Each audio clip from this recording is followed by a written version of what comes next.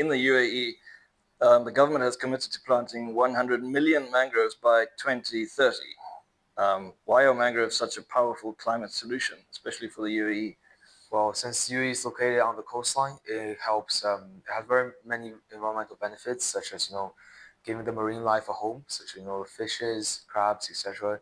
But also it prevents erosion, so it keeps our coastlines the way it is. Also, it creates oxygen as normal plants does. So and it's something quite unique to the UAE. So it's good to keep a part of what's UAE's own national identity. Keep developing it in a sustainable way. Okay.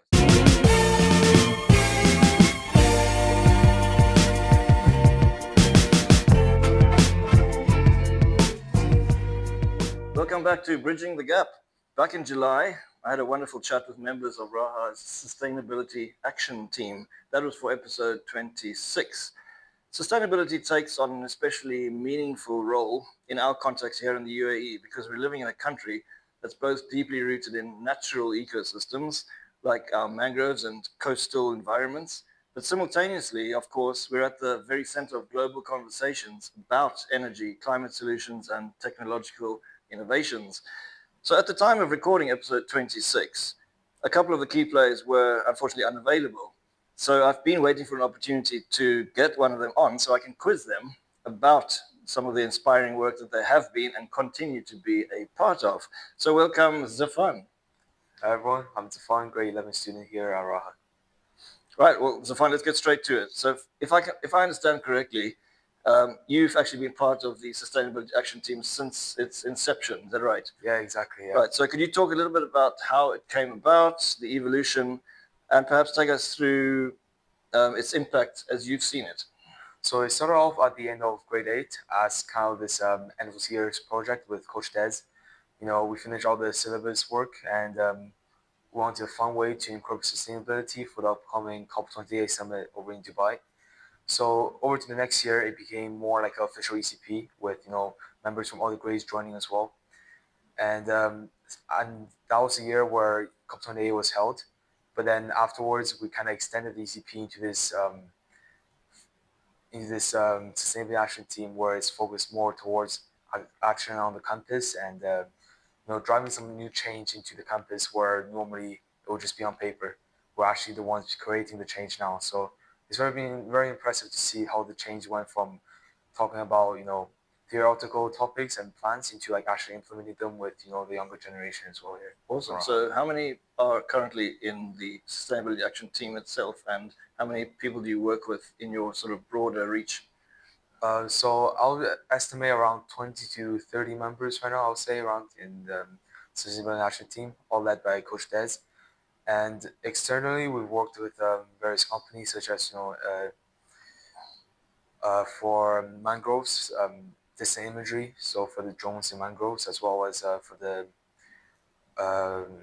plantation towers. So we've worked with external companies as well. Okay. So which parts of the work energize you or the most, or what do you find the most sort of interesting and something you really want to get stuck into? Now, I think something that makes our sustainability action team really stand out is not only do we implement, let's say, creating gardens or making these plants on campus by ourselves, but also engage with the younger generation, with the PYP kids. So we actually go into their classroom, give them presentations, and show them the importance of sustainability on campus in person. So I think that's what's really special about sustainability action team on our campus. Okay, nice. So it's sort of you're in the DP now, so we're going all the way across the continuum, Exactly, which is awesome, right? So sustainability means many things to many people. What does it personally mean to you?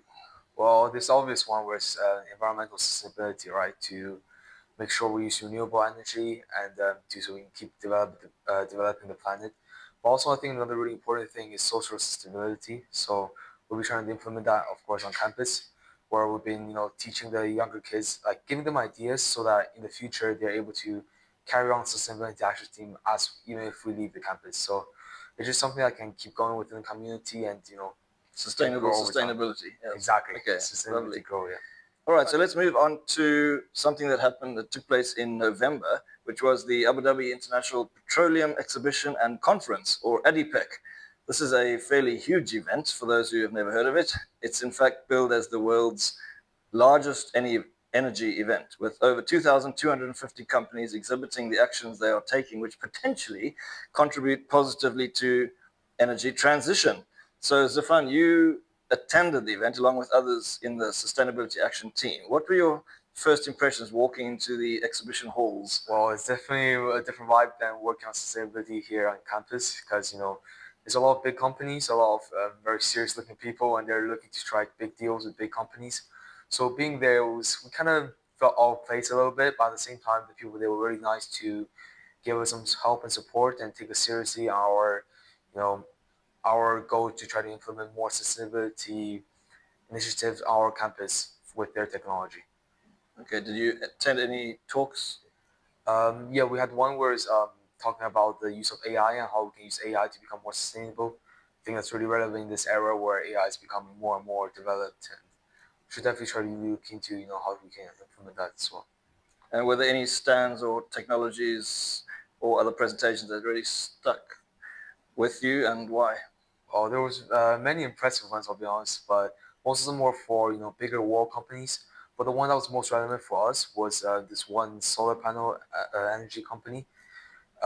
They said they were able to implement solar panels across campuses. And for us, for Raha, we're in a campus where there's multiple buildings and multiple rooftop. I think that's a really good viable option for us in the future to become more sustainable. Okay, nice. Right, well, let's move on to one of the big projects that I know we've been involved with for a while. So that's the Mangroves Restoration Project. And in the UAE, the government has committed to planting 100 million mangroves by 2030. Why are mangroves such a powerful climate solution, especially for the UAE?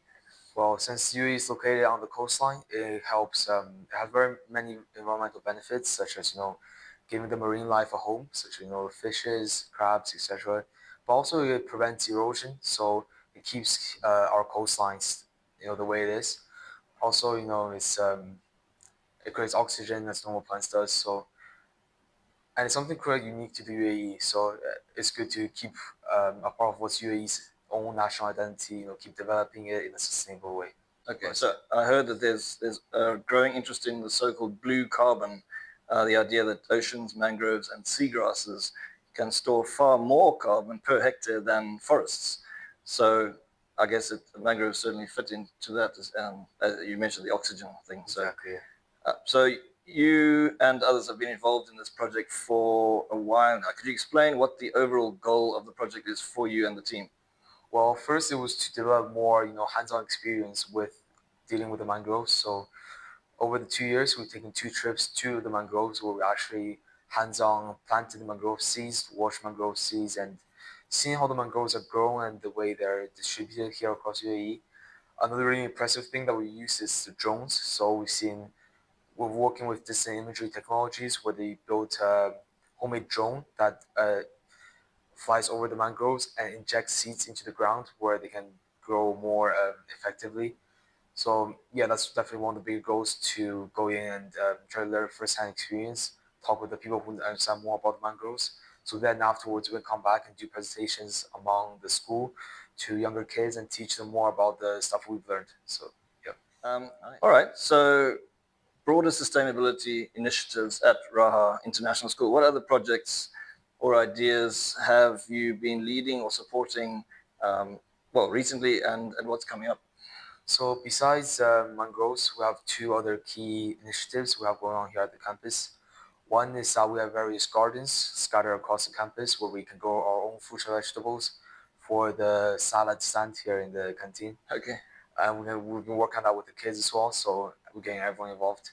The other one is hydroponic towers. So this one we worked with an external company as well, where we have I think 5 hydroponic towers located in the PYP building, and we've been getting the younger PYP kids involved as well to help them manage it, and yeah, as well as it helps grow our own plants as well for the canteen. So that's the two key things we've been working on so far, campus. Yeah, we spoke about those in the previous podcast back in July.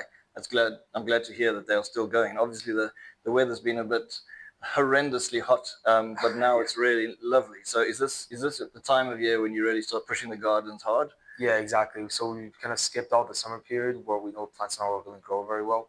And after winter, we've already made plans on what plants to regrow in the garden, and we'll try to get them in the canteen as soon as we can, to get it started. Right. So how does the crossover to the PYP and the MYP happen in terms of the gardens? Do you get students to come and help, or do you just show them what you've done yourself? Well, it's kind of a mixture of both. So we had interactive sessions where we had, I think, the whole of grade threes come out with the teachers, and we'd be giving them hands-on experiences. Get dirty. Yeah, exactly. Yeah, okay, nice. They've been getting hands-on, going to the gardens, handling the dirt and plants themselves, how to pick out weed and stuff like that, how to water the gardens. So they definitely gained first-hand experiences. And I think we had another session where we had the produce from the gardens. We kind of distributed those among the kids who helped along as well. So they kind of get to take something home and tell their family about, and kind of just spreads the word, of what we've been doing on campus. All right, nice. So countries like Singapore and the Netherlands are also pioneering urban sustainability initiatives like vertical farms, floating solar parks, and flood resilient cities, which of course is very necessary in the Netherlands. If you could design one bold sustainability project for the school here, no limits, like the budget is infinite, what would you like to do? I mean, if we're gonna get creative, but I had this really fun idea that we had. I think all the way that was pitched all the way back in grade 8 when sustainability actually even first started. It was these panels that you could install on the ground where as people walk over them, they will be pressed down and that would generate electricity. So I mean, if I'm no budget, that would be something definitely really cool to implement on campus. Because as people, we work around between classes every single day, between blocks. So we have a lot of steps in as a whole, as a school as a whole. And if we're gonna turn those steps into energy, then yeah, that'll definitely cut down our carbon footprint by quite a bit. Yeah. So have you designed something already? On a smaller No, scale? Okay. not quite yet. Well, we need a prototype. It would be great. We should look into that. We'll look into that. What's one habit everyone should adopt today?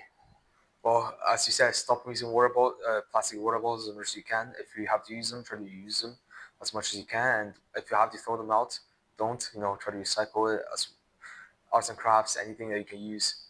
There's many creative ways you can find online, but try to reduce plastic use as much as you can. Favorite place in the UAE to connect with nature? Oh, I mean, it's hard to beat the mangroves, really. Seeing the clear waters, having a foot in the white sand is it's surreal to feel. Being there, feeling the breeze and everything. So I think if anyone has time, try to go out to the mangroves and see how it works for yourself. Yeah. It's much better in person. You go kayaking as well. Exactly. Yeah, kayaking among the mangroves, amazing. So your DP subjects, you've selected business and economics high level. So obviously you have a business mind.